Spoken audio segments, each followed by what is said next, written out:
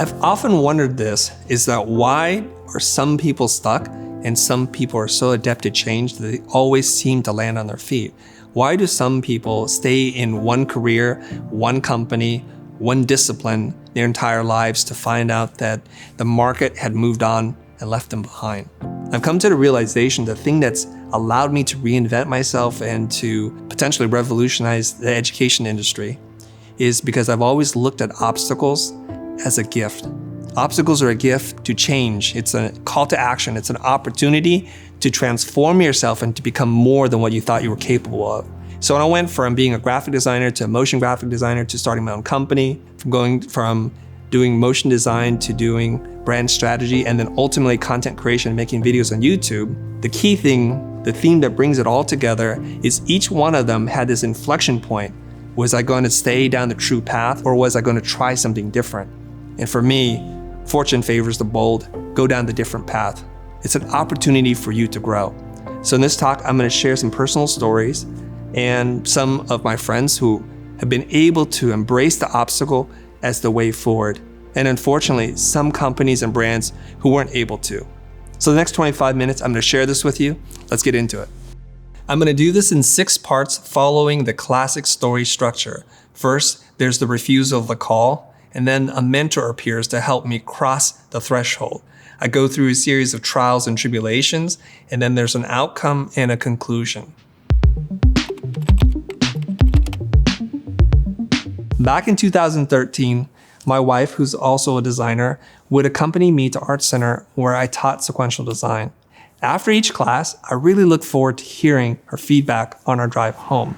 I valued her input because she wasn't afraid to be critical.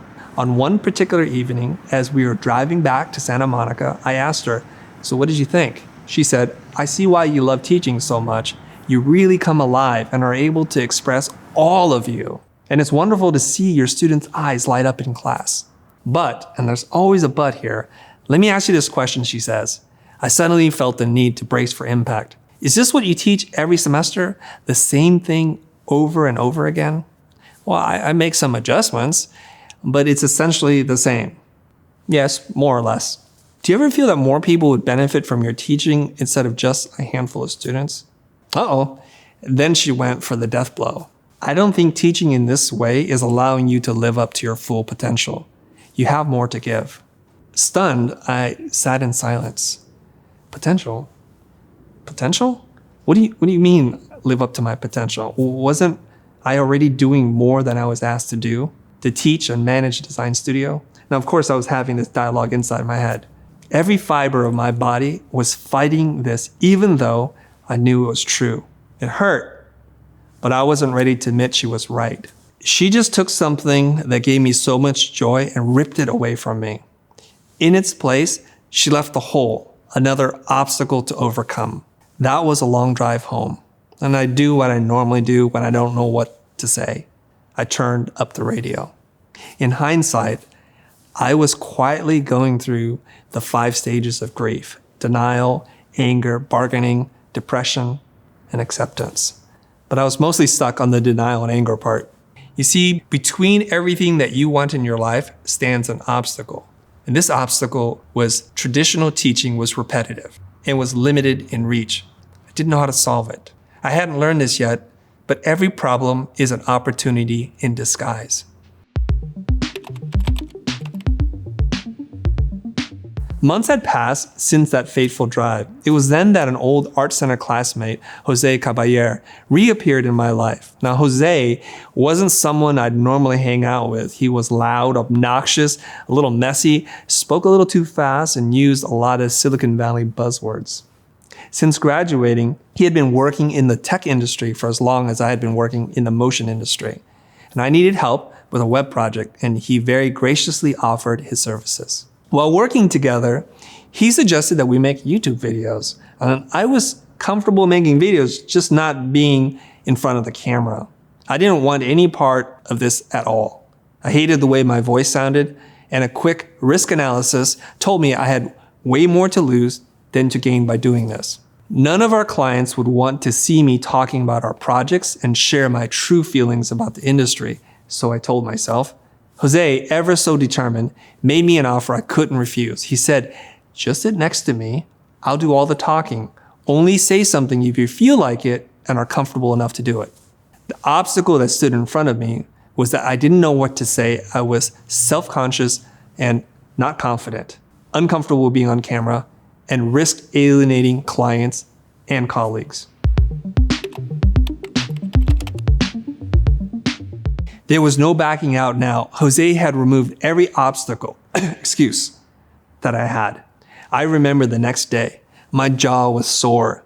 When I watched back the taping, I realized I had clenched my teeth the whole time. With each video recorded, my anxiety diminished and my discomfort lessened. It never got easy, but it got easier. Now, 6 or 7 videos in, I actually started to feel comfortable. It wasn't so bad anymore, and dare I say it was even fun to do sometimes. In a way, I had stepped into a new world of YouTubers, content creators, and influencers. I struggled with 2 dilemmas. 1, the videos didn't get a lot of views, and I'll talk more about this later. 2, I couldn't stand the sound of my own voice. In fact, I made it a policy for our editors to mute the videos if they ever saw me walking by. After dinner one night, I asked my wife to watch a video we had just released. Does that sound like me? I asked. Now, I rationalized that maybe the compression algorithm distorted my voice because I sounded terrible. She flicked on the video and confirmed that indeed it was my voice and it was normal.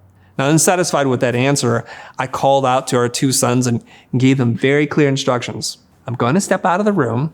When I do, I want you to watch this video and tell me if that sounds like me. Minutes later, they ran past me and yelled back, "Yep, it's you, Dad," as they ran back to their rooms. This was devastating to me, as if some big secret had been revealed. All my life, I thought I sounded cooler than I really did, but came to the realization that all my friends and everybody that cared about me already accepted my non-cool voice as me. Now I needed to do the same. On average, our videos were getting about 50 views a day on launch. Not exactly Mr. Beast viral numbers. Again, my wife to the rescue. I saw your video today, honey. A few minutes in, I couldn't watch it anymore. It's all over the place and really hard to follow. I love you, but they're unwatchable. She was right. I had learned to accept her feedback more gracefully this time around. And I knew what to do. I told Jose, instead of having a loose agenda and talking points, I'm going to prepare a talk. That night, I stayed up to 4 a.m, organizing, writing, and designing.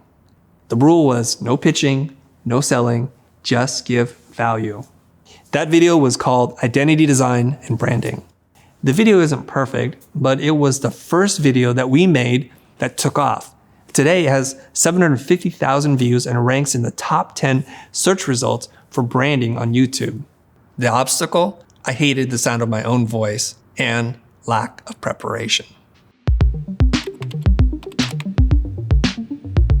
By now, you've no doubt picked up on a recurring theme of obstacles. Innovation and reinvention are the byproducts of how you respond to obstacles. Ryan Holiday writes about this in his book, The Obstacle is the Way.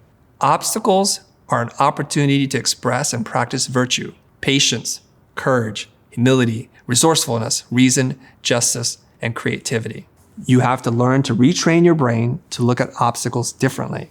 We have to learn how to turn obstacles into opportunities. How? Figure out what people want, and then take small steps towards making it a reality and adjust as you go. When you hit an obstacle, do as the Marines. Improvise, adapt, and overcome. Now, I want to share 2 stories that encapsulates this philosophy. The first is Alex Preston, and this is the story of how he went from being an artist to a game developer. So the obstacle that was standing in Alex's way was that he was an artist and a gamer, a nerd, if you will, and his health was failing. He had been hospitalized and was dealing with autoimmune disease and a variety of allergies. His hospital bills were mounting. At this point, he had owed over $30,000. He had a laptop and about an hour of energy each day where he was healthy enough to do some work. Alex used his illness and threat of imminent death as a motivator. He got really clear on his priorities and cut out all the BS in his life. He simply had no time. With the waning energy he had, he would Skype with his friend Bo and kick around an idea that he had for a game based on his love for 8-bit adventure games. They'd share screens, one coding while the other painting pixelated art. He ultimately launched a Kickstarter campaign with the goal of raising $27,000, just enough money to pay him and Bo to make an MVP version of the game. By the time the campaign finished, he raised more than $600,000. Hyper Light Drifter was born, and it was a viral hit. He was courted by the big game publishers and even caught the attention of none other than Kanye West himself. With Hyper Light Drifter under his belt, he no longer freelances as an artist. He's hard at work on a top secret, yet to be announced game. Story number 2, Karen Wang. She went from being an illustrator that was burnt out into becoming a game wizard. The obstacle that stood in Karen's way was she had dropped out of school due to financial pressure, and her last business venture had failed. She was burnt out and having an existential crisis. Playing Dungeons and Dragons with her friends gave her so much joy. It helped her to get out of her depressed state. She noticed a lack of products geared towards female tabletop gamers. Surely there were more female gamers out there thinking the same thing. So she decided to make handcrafted designer dice for the aesthetic-conscious gamer. The next obstacle that stood in her way was she had no entrepreneurial experience, no experience with manufacturing and sourcing, and didn't know how to cast dice or use a digital camera. Here's what she came up with. Beautiful, jewel-like dice with flecks of metal, shimmering iridescent colors that looked as good in a case as they did in your hand. Her hypothesis was quickly confirmed as her Twitter and Instagram account garnered a lot of attention and instant fandom. 8 months after telling me about her idea to launch a Kickstarter campaign, Karen was broke, sustaining herself mostly on ramen. She finally committed to launching in November 6, 2019. But get this, 2 weeks before launch, her banker called and said she was overdrawn by $12. That's -12. As the day drew nearer, exhausted, her campaign went live. 24 hours into her campaign, she had already $1.2 million in backing, smashing past all her funding goals. By the end of her Kickstarter campaign, Karen had raised, wait for it, $2.3 million and an additional $875,000 in backer kit. This girl, my former student, TA, intern, and protege, was now a multimillionaire. What I want you to remember is this little formula. How you respond to an obstacle equals your outcome. O.R.E.O. 2 years into making YouTube videos, we were starting to build a following. My wife's challenge, years before, to be a more effective teacher was starting to take shape, but the future had not been born. I was still straddling the fence between making commercials and teaching online. I hadn't figured out how to build a sustainable company around my newfound hobby. Both AIGA and Art Center were well established and already had a built-in audience much bigger than ours. I didn't want to compete with them, so I offered to help. With the AIGA, I saw several obstacles. They knew that design had grown beyond print. It needed to include motion and web, so they're searching for relevancy. They needed to serve a diverse community and be for more than just students. We had an embarrassment of riches in having access to a deep pool of design superstars, media professionals, and innovative studios. My idea? Bring them online, make videos, and share them with the world. With the green light, I produced, recorded, and edited speaker videos at my own expense. Once completed, I needed direction on where the videos should live. Should they live on YouTube, Vimeo, the AIGA website, the regional or national site? Will it be locked or free for all to view? Those are decisions that they needed to make. And I got no answer for over 9 months, so the videos sat dormant. Eventually, I gave up. It was one of the last faculty meetings I had at Art Center as an instructor. Nick Hafermas, the graphic design department chair, lamented about the institution's rate of forgetting. Professors were getting older. Some, like lettering master Doyle Young, passed away. Others suffered from early stages of dementia. With each passing, we were losing some incredible instructors and a lifetime of learning. How might we continue to pass on their teachings? How can we preserve their knowledge and legacy for generations to come? Art Center's obstacle was instructors were getting older and they were dealing with the rising cost of tuition. And there were issues around diversity, inclusion, and access. The answer seemed very obvious, especially since earlier that year, lynda.com was sold to LinkedIn for $1.5 billion with a B, making Linda Wyman number 55 on Forbes' list of America's richest self-made women. And Linda was a former Art Center teacher. My suggestion? Take the courses online. The model has already been built and proven, and I was more than happy to help. The response? Laughter and dismissal. I was being an alarmist and overreacting, they said. People will always want what we offer. And they've heard this all before with desktop publishing, and it was not going to happen. I tried twice. I failed twice. The obstacle standing in front of me? We had a small audience, lacked credibility, and were relatively unknown with no clear business model. Maya Angelou says, what you're supposed to do when you don't like a thing is change it. If you can't change it, change the way you think about it, but don't complain. And so I stopped complaining, rolled up my sleeves, put my head down, and got to work. This is how the future was born. 1 million subscribers later, I'm glad they both refused the call to action. If they had said yes, I would have forgotten my own dream and built theirs instead. It was my opportunity wrapped inside the obstacle.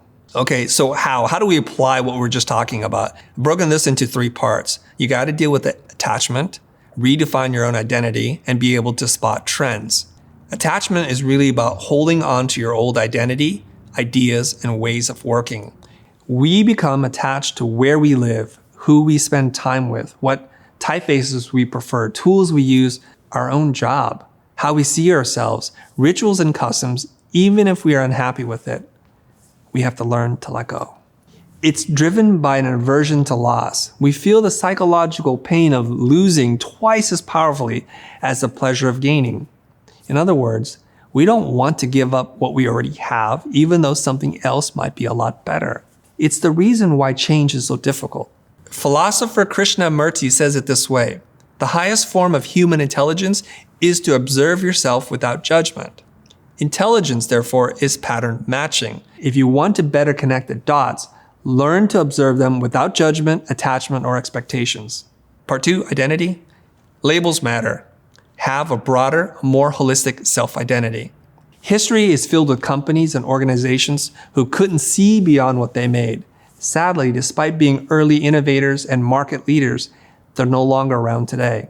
Tower Records should have become Spotify, but they didn't because they defined themselves as a retail music franchise where people bought physical copies of music instead of a place where music lovers come to discover, listen, organize, and enjoy their favorite music. Blockbuster should have become Netflix, but they didn't because they defined themselves as a home movie and video game rental service.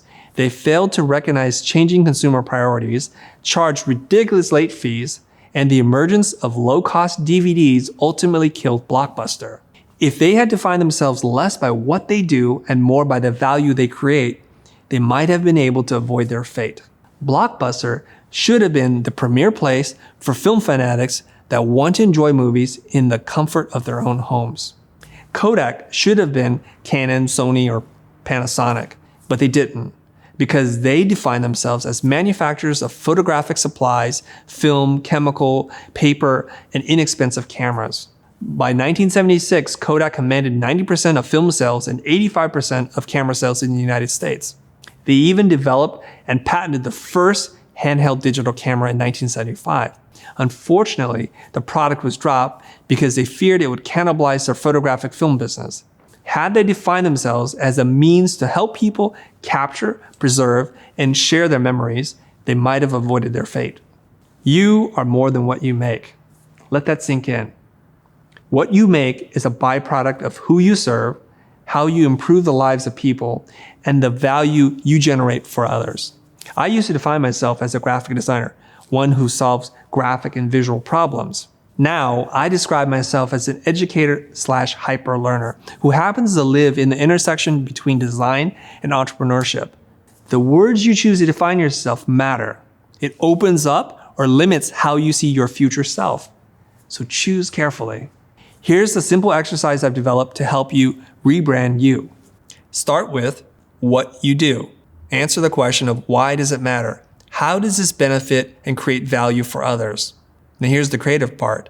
Ask yourself, how else might we achieve this? So let's take a look at how this might work.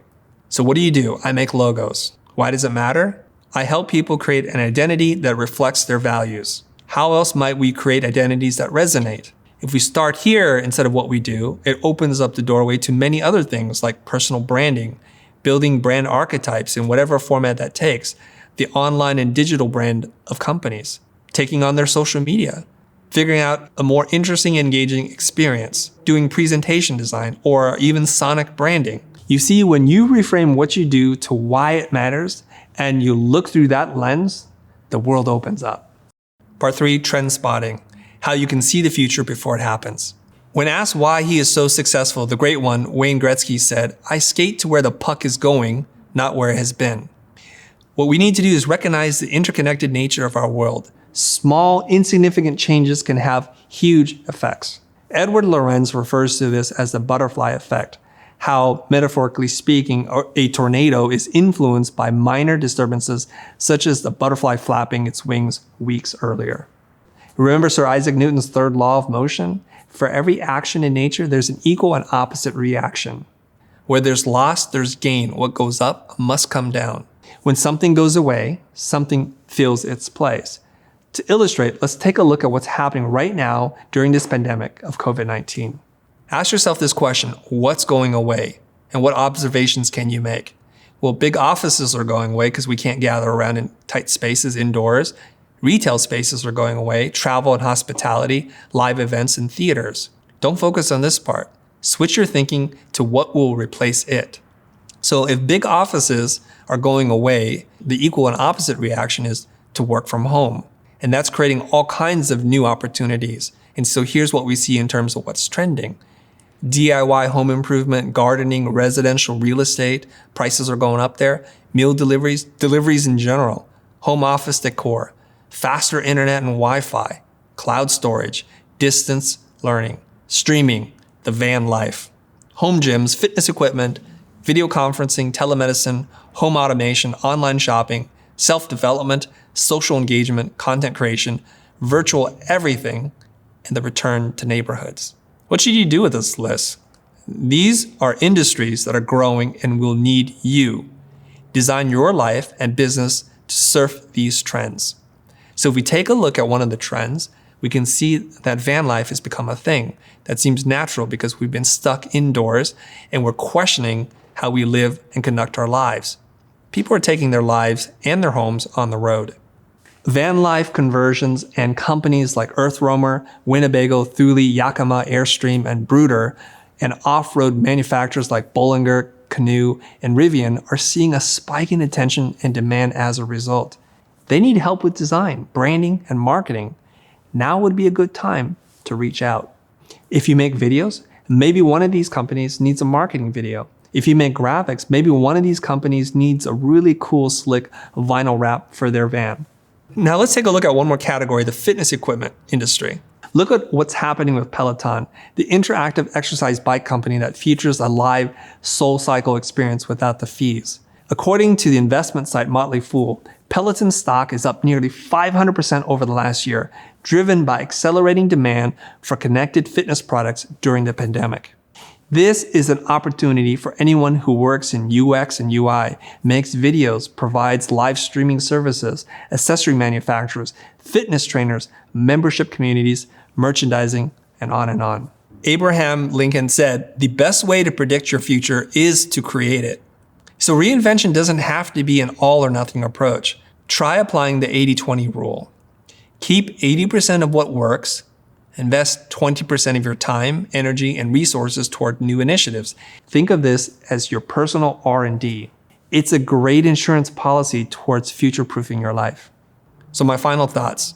I want to leave you with this nugget from Joseph Campbell's The Hero with a Thousand Faces. A hero goes on an adventure, is victorious in a decisive crisis, and returns to the ordinary world, changed or transformed, and shares that gift with their community.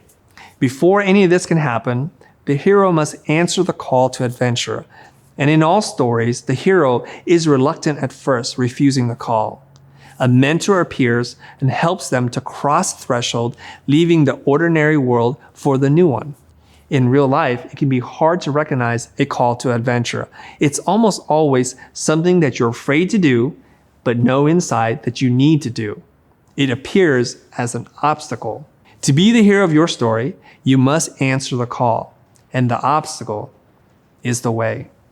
Now, before I go, I've included some additional reading materials for you in the last slide. Thank you very much.